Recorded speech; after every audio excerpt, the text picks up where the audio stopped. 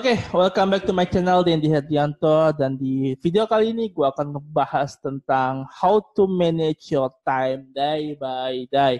Oke guys, ketika gue ngisi webinar, ngisi workshop, dan seminar, ya banyak pertanyaan-pertanyaan yang gue rasa ini pertanyaan klasik ya guys. Tentang, Dan bagaimana sih cara lu ngatur waktu? Ya, dengan berbagai macam kesibukan yang lu punya gitu ya. Gua mantau bisnis, kemudian ngeblog, ada juga gue bikin konten kayak gini gitu ya. Apa namanya? Dan banyak hal lain gitu yang gue kerjakan. Nah, bagaimana gue manage waktu? Jawaban gue gak tahu ya. Karena as simple as gue mengerjakan apa yang gue kerjakan sesuai dengan waktu yang sudah gue tetapkan.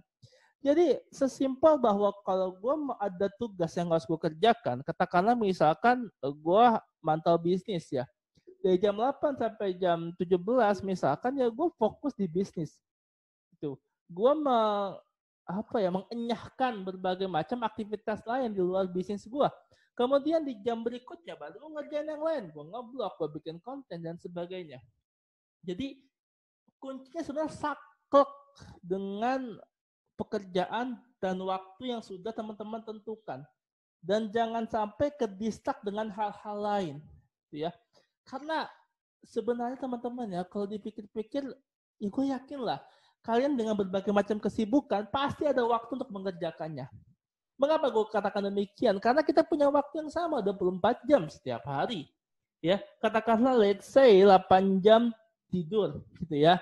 Kemudian ya ada waktu istirahat, sholat, makan, ya katakanlah 2 jam total. Misalnya masih ada waktu 10 jam teman-teman beraktivitas, 8 jam untuk kemudian misalkan 12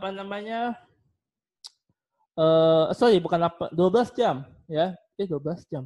8 jam tidur, 2 jam aktivitas, 10 jam, berarti kurang 14 jam. Nah, 14 jam, 8 jam katakanlah buat kerja gitu ya. Itu berarti masih ada sisa sekitar 6 jam. 6 jam itu teman-teman bisa akan beraktivitas lain. Ya. Dan sangat memungkinkan teman-teman semua untuk misalkan teman punya ya suka blogging misalkan, suka bikin konten, suka nulis dan sebagainya, ya bebas, tentu bisa mengeksplor berbagai macam hal. Makanya sebenarnya ketika teman-teman ya katakanlah kerja kantoran, teman-teman semua punya banyak waktu luang untuk mengekspresikan diri, untuk melakukan hobi yang lain, yang tentunya bisa menghasilkan cuan, ya bisa menghasilkan uang. Ya kan sayang kalau teman-teman sudah mengasah hobi tapi nggak bisa menghasilkan uang, gitu ya. Jadi makanya banyak sekali teman-teman semua yang kerja kantoran pulang-pulang dia aktivasi bisnis online-nya, kemudian dia melakukan pekerjaan freelance-nya, mengasah skill-nya dan sebagainya, gitu ya. Jadi bagi gue yang nggak ada rumusan yang saklek ya, kayak misalkan untuk manage time teman-teman harus membuat 4 kuadran yang biasa teman-teman tahu. Itu gue nggak melakukan itu teman-teman. Honestly gue nggak melakukan itu. Gue hanya apa yang mau gue kerjakan, gue saklekkan di jam berapa sampai jam berapa, setelah itu baru gue mengerjakan hal lain. Dan itu sangat mudah ketika teman-teman bisa fokus, ya, tidak kedistak hal lain, sehingga teman-teman bisa mengerjakan itu semua, dan teman-teman tidak akan ada kendala terkait dengan manajemen waktu. Jadi sesimpel itu teman-teman semua untuk manage waktu dengan segala macam aktivitas, kesibukan yang teman-teman miliki. Dan bagaimana kalau kemudian ada hal-hal di luar ekspektasi, bahwa waktu itu ternyata nggak bisa gue gunakan untuk mengerjakan hal ini. Ya teman-teman atur ulang waktu yang tepat untuk mengerjakannya. Ya, karena sebenarnya bukan teman-teman tidak punya waktu, tapi sebenarnya teman-teman yang menyia-nyiakan waktu. Ya, teman-teman bisa melakukan hal produktif, tapi disia-siakan dengan hal lain.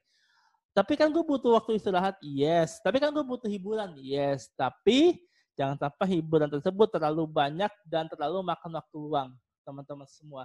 Ingat hal yang paling berbahaya, ya, sesuai dengan hadis Nabi, teman-teman, hal yang paling berbahaya itu adalah salah satunya adalah waktu luang.